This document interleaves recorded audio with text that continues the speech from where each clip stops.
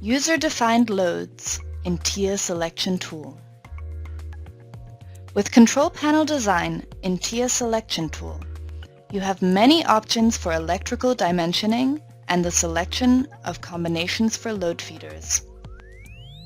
To set up the main circuit as realistically as possible, you must create and display all loads in the main circuit, especially to properly design the main switch of the control cabinet.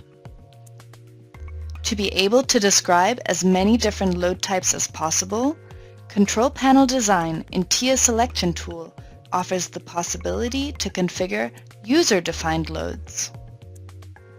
You'll see how that works in the next few minutes. In the prepared main circuit, the total current is about 15 amps. In addition, another larger load, for example a heater or a power supply, is to be connected in the main circuit. Add a new load feeder and configure the electrical load for this purpose. Select User-Defined Load as the type of load. Then define the electrical behavior by determining whether the load is resistive, that is, an ohmic load, capacitive, or inductive. Then select whether the load is a single-phase or multi-phase load. With a single-phase load, you can decide to which line conductor the load should be connected. As soon as you have specified the electrical power, the current is automatically determined. Then define whether the load is located inside or outside the control cabinet. For the configuration, it's also important to determine whether the load should be considered in the total current calculation.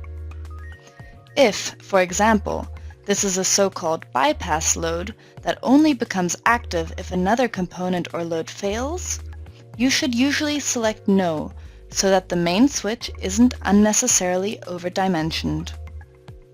If you click on Go to InFeed in the single-line diagram, you will see that the load is applied and the total current has increased. To ensure that all line conductors are utilized as synchronously as possible, you automatically receive a suggestion as to which line conductor the load should be connected to. If you create another user-defined load and then specify again that it should be a single-phase load, L2 is automatically proposed as the line conductor in this case.